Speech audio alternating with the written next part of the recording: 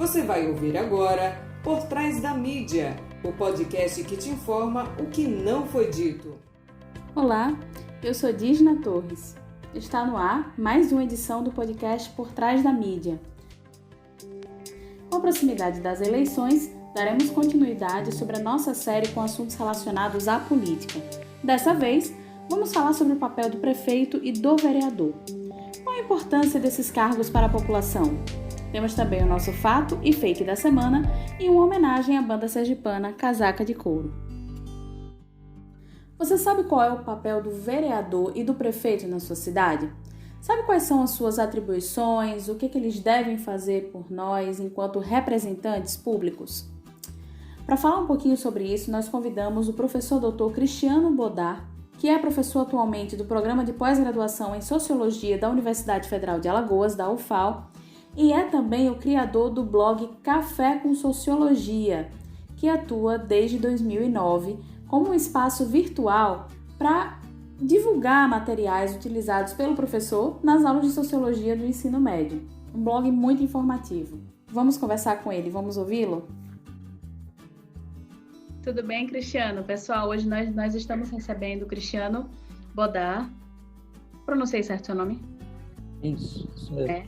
Então, estamos recebendo o Cristiano Bodar e eu gostaria muito que ele se apresentasse a vocês. Acho que ninguém melhor do que ele para se apresentar e falar um pouquinho antes da gente começar com a nossa pauta do podcast, que é sobre o papel do vereador e do prefeito num cenário político. Tudo bem, Cristiano? Tudo bem, Dísna. Vou me apresentar rapidamente. Como a Dísna anunciou, eu me chamo Cristiano Bodar, sou professor da Universidade Federal de Alagoas, doutor em Sociologia e editor do blog Café com Sociologia. Ótimo, Cristiano. Então, seja bem-vindo ao nosso podcast. A gente tem feito uma série de programas sobre a questão política, porque temos visto, não só ultimamente, né, mas assim, nos últimos anos, essa dificuldade que a população tem em se aproximar das questões políticas, muitas vezes por ignorância ou por um certo tipo de preconceito com essas questões, achando que a política, né, a ciência política se resume ao político. E eu acho que nesse momento que estamos prestes a outra eleição, né, em meio a uma pandemia, é importante que a gente dialogue com essas pessoas para explicar questões relacionadas à ciência política. Então, eu gostaria que você explicasse. Eu tenho acompanhado o conteúdo do Café com Sociologia e tenho visto vídeos muito interessantes sobre o papel de um vereador, o que é que um prefeito faz. E eu gostaria que você começasse falando sobre o vereador, que é uma figura emblemática, assim. Aqui, eu não sei como é em Maceió, mas em Aracaju, a gente tem visto várias candidaturas, assim, inúmeras, e a gente até se perde, né? Algumas pessoas brincam que tem mais candidatos a vereadores do que a população sergipana. Então, eu gostaria que você explicasse um pouquinho sobre isso, assim, sobre essa questão do grande número de vereadores, e falar também o que é que o vereador faz, qual é o papel do vereador no nosso cenário político. Acho que primeiro a gente pode começar dizendo o que motiva muitas vezes a grande procura de pessoas em participar do cargo do Legislativo Municipal, né? No caso, a função de vereador.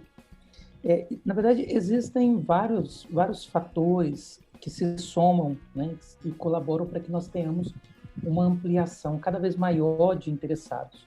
Uma delas é o fato de que nós estamos falando de uma carreira profissional, né, no sentido de ser uma atividade remunerada. E frente à situação econômica do país, muitas vezes, algumas pessoas vislumbram a função de vereador como uma forma de resolver o seu problema financeiro, né? É claro que isso é uma parcela das pessoas interessadas em participar da legislatura municipal, né? Um outro fator também é porque vivemos numa democracia, e é salutar para a democracia a ampliação da competição, né? Agora, quando a gente fala a ampliação da competição, a gente não está falando apenas de número, mas de a ampliação de que esses candidatos possam ser potenciais vencedores, né? Isso a gente vê isso com bons olhos. Então, assim, cada vez mais que nós discutimos sobre política, sobre democracia, hoje eu acredito que as pessoas hoje estão mais ligadas às questões políticas do que há 20, 30 anos atrás, então isso também estimula a participação social das pessoas, num primeiro momento de forma mais engajada, como eleitor, depois se envolvendo em grupos organizados que também crescem, que são espaços pedagógicos e que acabam conduzindo esses sujeitos também a uma busca pela função de vereador. Né? Se a gente for ver há um número expressivo de sujeitos que, antes de se colocar como um candidato a vereador, eles têm uma experiência, né, anterior em alguns grupos organizados, né, alguma participação política. E também não é só isso, né? Nós temos também o fato de que existem algumas regras do campo da eleição que, por exemplo, determina uma cota específica para a participação de mulheres. Então, os partidos políticos precisam correr atrás de candidatos para atender aquela cota, no caso de candidatas, para atender aquela cota. Para além disso, também existe um outro fator que faz com que colabore para um número também de vereadores, candidatos concorrendo ao cargo de vereador, é o fato da forma como é configurada a eleição no Brasil, que é por cadeiras, né, a partir de partidos. Então, um partido ele precisa ter um percentual de votos para que ele tenha direito de que o melhor, mais votado daquele partido tenha acesso a uma cadeira. Então, quanto mais sujeitos se candidatam por um partido, maior a possibilidade daquele partido, então, atingir aquele número mínimo que dá a ele uma cota de uma cadeira para a candidatura aí de vereador. Isso faz com que os partidos políticos corram atrás, né? Literalmente corram atrás de interessados em participar da política. Por isso que muitas vezes a gente vê pessoas que se apresentam como candidatos e não sabem nem mesmo qual é a função de um vereador, né? Esse desconhecimento não é só uma questão, não é uma coisa apenas que envolve o eleitor, mas muitas vezes o próprio candidato também é desconhecedor dessas funções, justamente por esses motivos, né, que eu estou colocando aqui. Então, assim, essa ampliação ela se dá por vários fatores, né? O próprio desemprego, por exemplo, pode influenciar as pessoas a irem atrás de uma vaga, né? A militância prévia, o convite partidário, então, uma série de fatores que faz com que nós venhamos a ver tantos candidatos, né, pleiteando por uma vaga na Câmara dos Vereadores. Maravilha, é bom saber disso, Cristiano. Eu também me perguntava, né? Eu sou jornalista também, transitei, né, pela sociologia e antropologia, mas ainda tinha muitas dúvidas, né? E eu gostaria de saber, afinal, o que faz um vereador ao longo do seu mandato de 4 anos? A proposta de função para o vereador, né, é ocupar um cargo no legislativo. Então, o vereador eleito, ele tem a função de legislar sobre o município, não só apenas sobre a cidade. Há essa confusão entre cidade e município, muitas vezes, na cabeça do eleitor.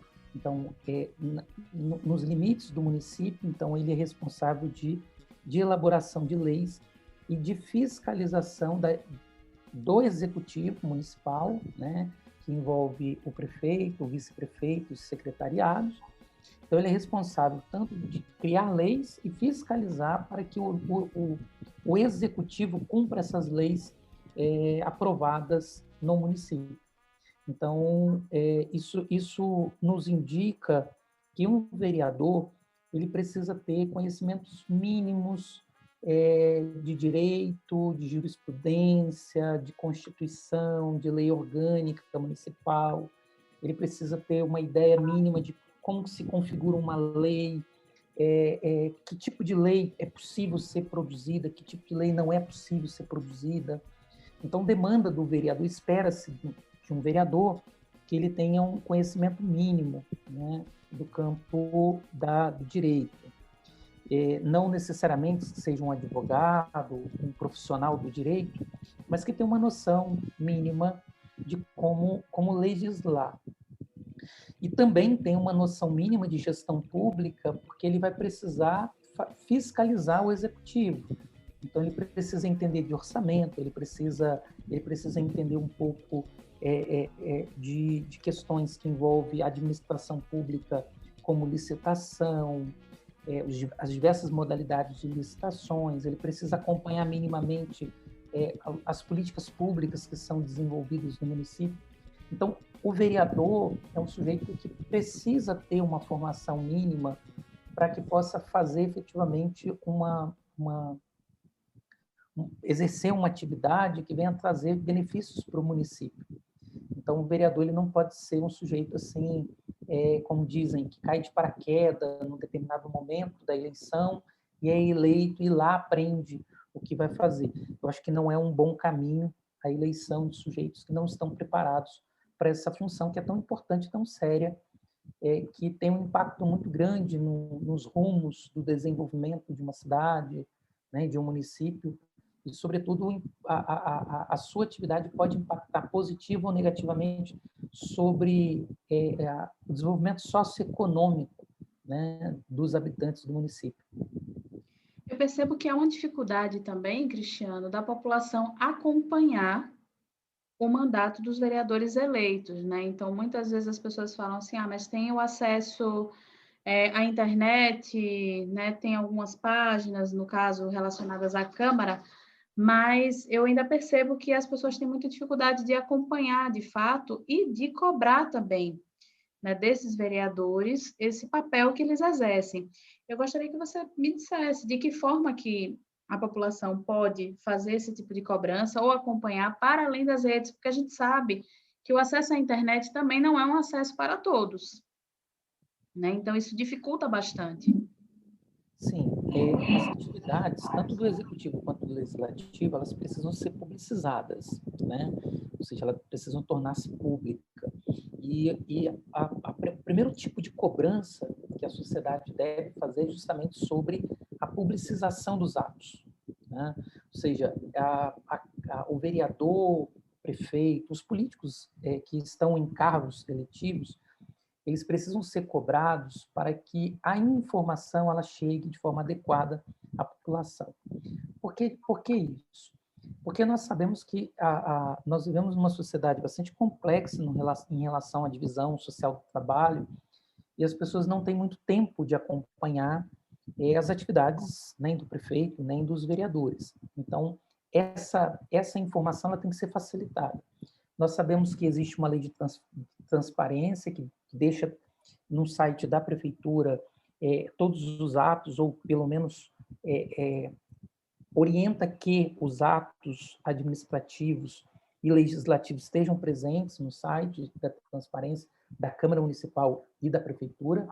Nós sabemos que as sessões das câmaras da Câmara dos Vereadores são sessões abertas, mas isso é insuficiente frente a um modelo de sociedade que nós temos hoje, que é um modelo onde as pessoas estão muito ocupadas, né, muito envolvidas com o trabalho, na sua maioria, na maioria das vezes, o cidadão ele sai às 7 horas da manhã de casa, chega no final da noite, no início da noite, então é muito difícil para a sociedade acompanhar.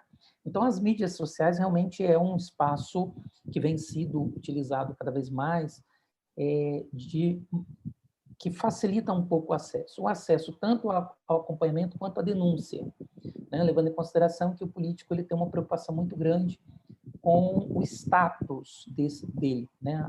A imagem dele. E as redes sociais têm um papel muito forte, positivamente ou negativamente, sobre os políticos. Então, tem um certo impacto quanto à pressão sobre os encaminhamentos que esses sujeitos vão dar aí durante o período que tiver no cargo eletivo.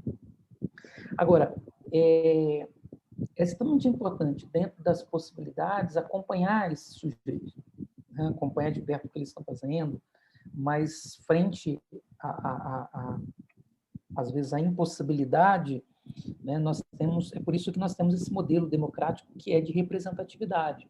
Então, teoricamente, o vereador ele deveria representar, né, um grupo de sujeitos, ou seja, uma área da cidade, ou um determinado perfil de eleitor, para realmente exercer a sua função representando esses sujeitos, que às vezes a gente sabe que não acontece. Então, infelizmente, isso acaba demandando um esforço ainda maior da sociedade civil em acompanhar esses sujeitos aí.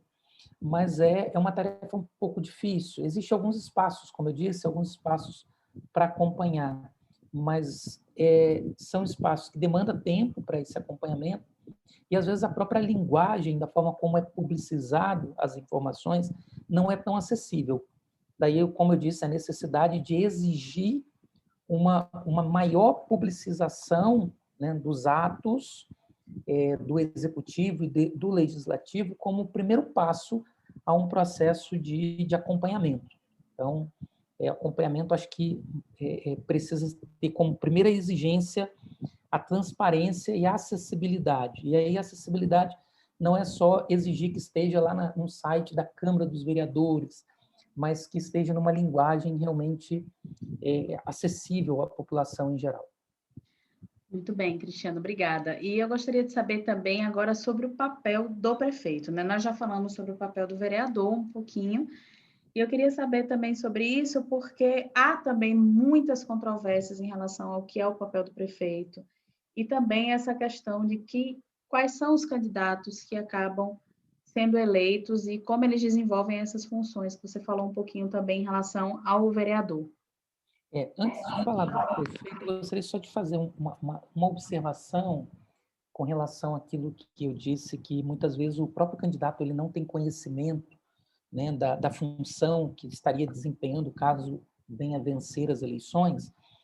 No caso, por exemplo, se um vereador ele faz promessas de, por exemplo, realizar oferta de cursos, se ele faz promessa de calçar rua, se ele faz promessa de construção de um viaduto, reforma de uma escola, ou seja, qualquer proposta que gera custo para a máquina pública é uma proposta que não tem sustentação, porque não cabe ao vereador. O vereador ele não pode apresentar nenhuma proposta que gere custo para o executivo.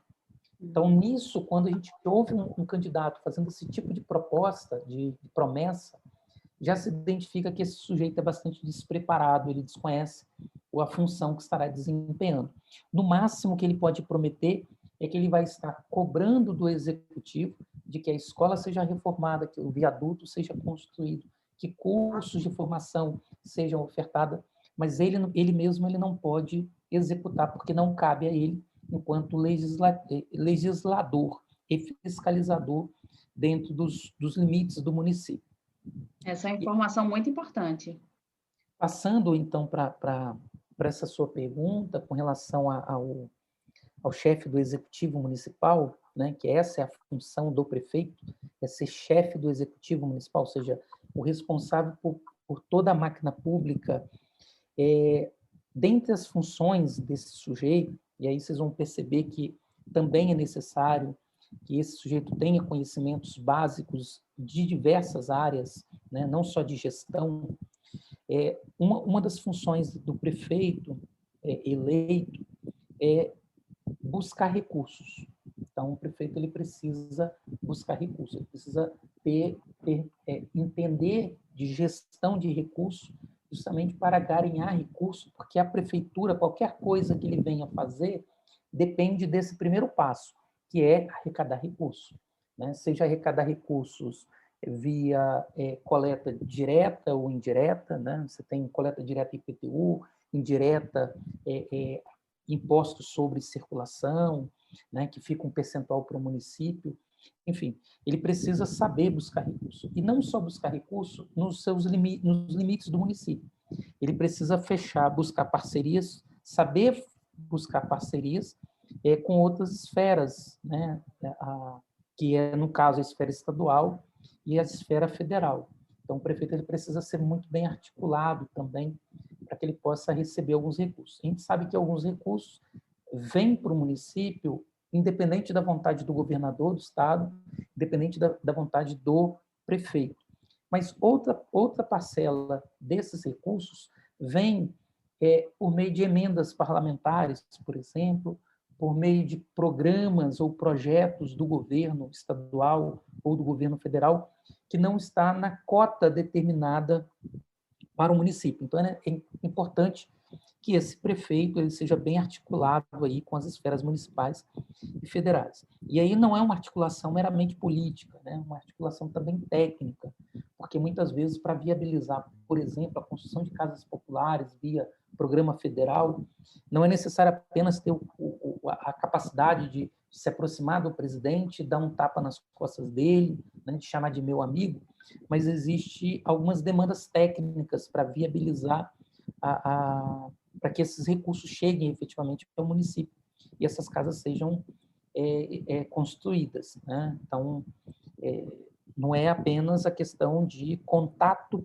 político, mas também uma capacidade de articulação enquanto sujeito que é capaz de promover aí algum tipo de acordo, parceria técnica. Uma outra função do gestor, né, a primeira seria ter recurso, conseguir recurso para o município, é justamente gerir esses municípios, gerir esses recursos.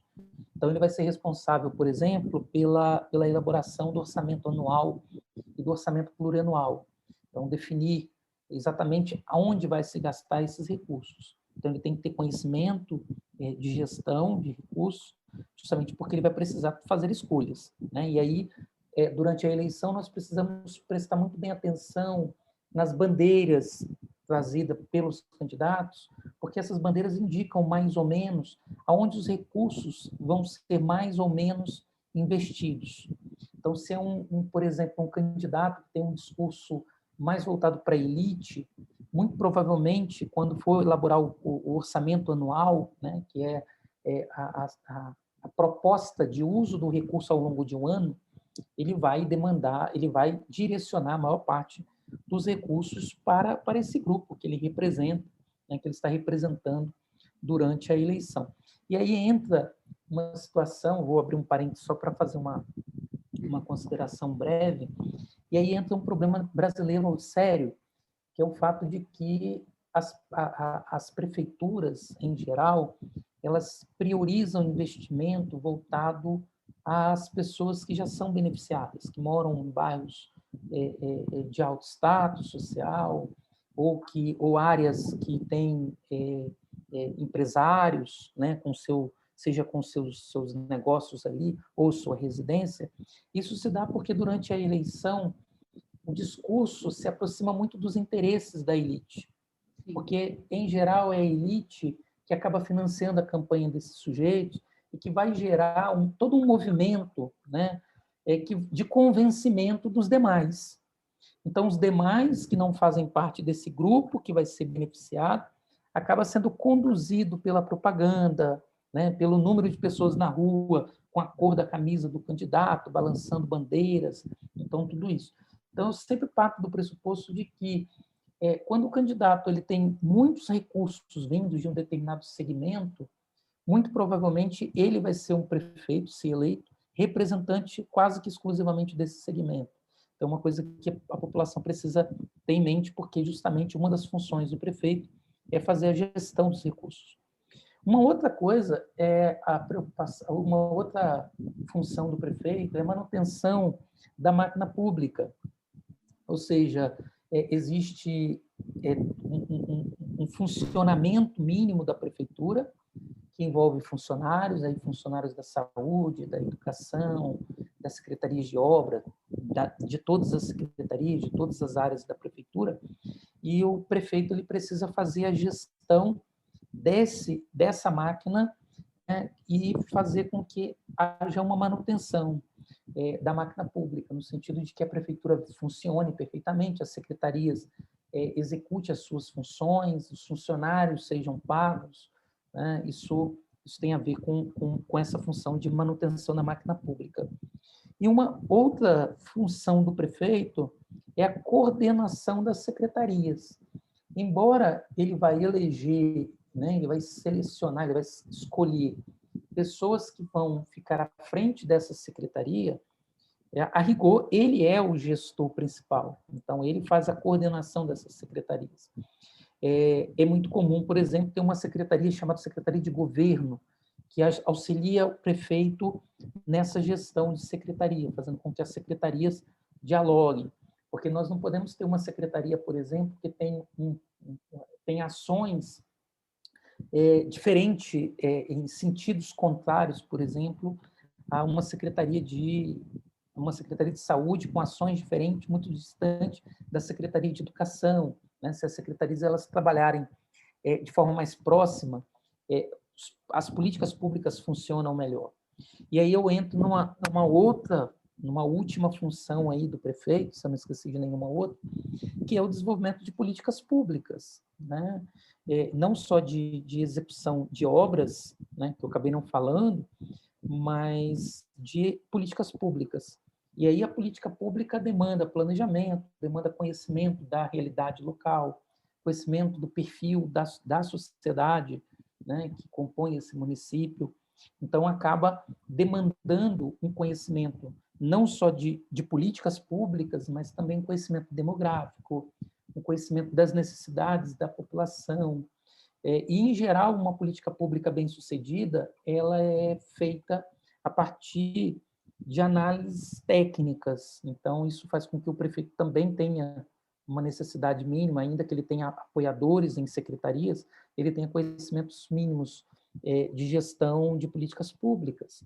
Então, assim, se nós começarmos a refletir sobre a função de um prefeito, a função de um vereador, nós vamos ver como são atividades que, para serem bem executadas, elas demandam características técnicas, características de formação, para além daquilo que é o mínimo que qualquer candidato tem que ter, que é a índole, que é, né, a honestidade. E muito me preocupa quando uma campanha de um político é baseado na honestidade. Não, a bandeira dele, ele é um sujeito honesto. Isso me preocupa muito, porque isso é um pressuposto, né, de qualquer candidato a cargo eletivo precisa ser honesto, né? Isso é o mínimo. Excelente, Cristiano. Nosso tempo está acabando.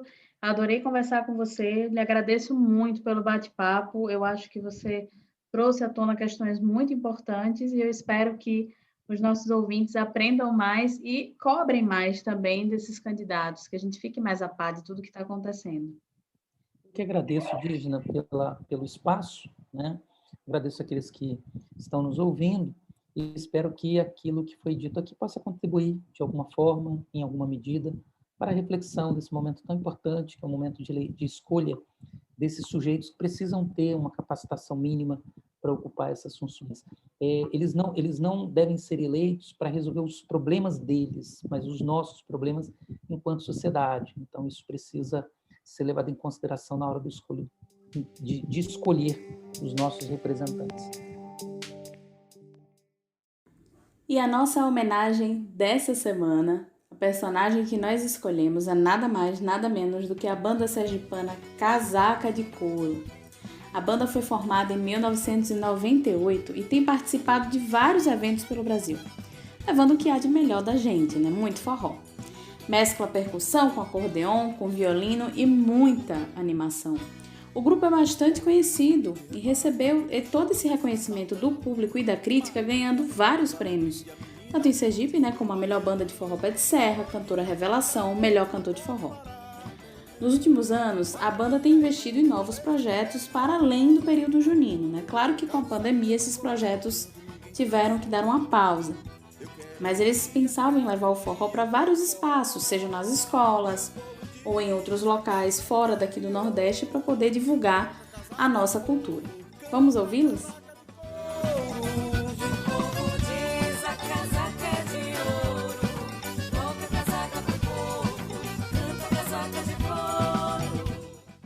Olá, tudo bem? Eu sou Joaquim Antônio, da banda Casaca de Couro, banda sergipana com 22 anos de formação. A gente foi criado em 1998, que era apenas um grupo de 4 componentes, e hoje a banda possui no palco 11 pessoas.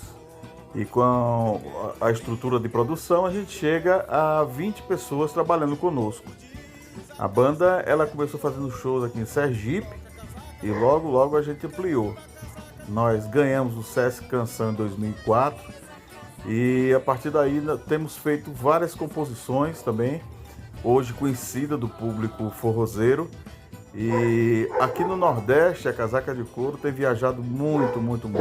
Tem feito shows em vários estados nordestinos, levando o melhor do forró, onde o repertório a gente inclui também músicas do folclore sergipano, composições de outros artistas sergipanos e muitas músicas autorais. Nós agora estamos partindo para a gravação do 7º CD da Casaca de Couro e também do 4º DVD. Projeto esse que está sendo elaborado para o ano que vem, 2021, onde esse projeto a gente pretende viajar pelo Nordeste para fazer o lançamento, também em São Paulo. E nós estamos gravando, a intenção a gente está fazendo a pré-produção agora, gravando o nosso CD autoral com a participação de vários artistas brasileiros. Trio Nordestino, Elba Ramalho, Adelmário Coelho, artistas sergipanos também. Então é o projeto de 22 anos dessa grande banda sergipana Casaca de Couro. Quem quiser conhecer um pouco mais sobre a Casaca de Couro é só acessar o nosso site www.casacadecouro.com.br. Lá você tem tudo sobre a nossa querida Casaca de Couro, banda de forró pé de serra de Sergipe.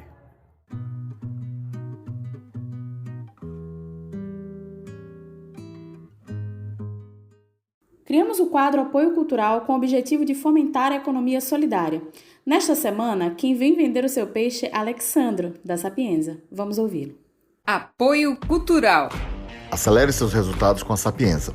67% da jornada do comprador agora é feita digitalmente. Isso significa que sua estratégia digital é mais importante do que nunca. A Sapienza é uma empresa sergipana especializada na geração de leads para aumentar o faturamento da sua empresa. Aceleramos o crescimento de empresas utilizando estratégias de marketing e vendas, análise de dados de otimização de resultados, produção de conteúdo e campanhas com foco em performance. Se você tem uma empresa de serviços ao consumidor, varejo físico ou e-commerce, acesse www.sapienzae.com.br para saber como acelerar os seus resultados junto com a gente. Fato da semana. Não se falou em outra coisa essa semana do que o decreto publicado nesta terça-feira pela Presidência da República, que afirma, incluía as unidades básicas de saúde, as UBSs, em um projeto de concessões e privatizações do governo federal. Ou seja, uma privatização. O que aconteceu? Diante de toda a pressão, a forte reação contrária no Congresso, nas redes sociais, especialistas e secretários de saúde, o presidente falou que ia reeditar o decreto, que seria melhor explicado pelo governo, e acabou sendo revogado na quarta-feira. Até porque, gente, as UBSs elas são conhecidas como a porta de entrada do Sistema Único de Saúde, o SUS. Então, essa seria uma porta de entrada para a privatização do Sistema Único de Saúde, que atende a todos os brasileiros. É bom destacar, o SUS não é somente para as pessoas que não têm plano de saúde. O SUS, ele inclui vários serviços, os quais todos nós já utilizamos, mesmo aqueles que já possuem plano de saúde.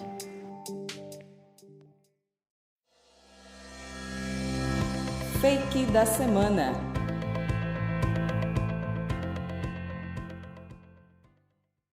Lembrando mais uma vez que esse quadro são para aquelas notícias tão absurdas e surreais que parecem fake, mas infelizmente não são. O fake aqui nesse caso é uma ironia, tá bom? Eu gostaria de falar sobre outras coisas que não o governo Jair Bolsonaro, mas fica difícil porque toda semana há um rebuliço muito grande na imprensa sobre as coisas polêmicas que ele acaba fazendo. Bom, mais uma polêmica, hein?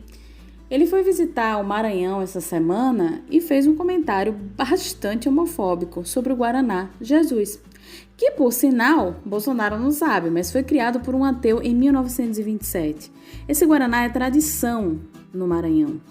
O presidente simplesmente fez uma piada questionando se teria virado boiola, entre aspas, após tomar a bebida que é cor-de-rosa. Um comentário completamente infeliz. Bom, após uma repercussão extremamente negativa, principalmente a partir das declarações do governador do Maranhão, Flávio Dino, que criticou veementemente a declaração de Bolsonaro e disse inclusive que pretende processar o presidente. Não por conta da piada sem graça, mas porque ele estava usando dinheiro público para fazer propaganda política. Bom, na noite de quinta-feira, Bolsonaro pediu desculpas pela declaração e argumentou que foi só uma brincadeira. Se alguém se ofendeu, me desculpa, mas eu falei do Guaraná Jesus devido à cor de rosa. Eu não sei o que se passa na cabeça desse presidente. O que tem a ver uma cor definir a sexualidade de alguém? Não sei, vocês sabem? E esse foi mais um Por Trás da Mídia. Vale lembrar, se tiverem alguma dúvida ou sugestão de pauta, por favor, nos envie um e-mail para podcastptm@gmail.com ou entre em contato conosco através da nossa página no Instagram, @podcastportrásdamídia. Até semana que vem!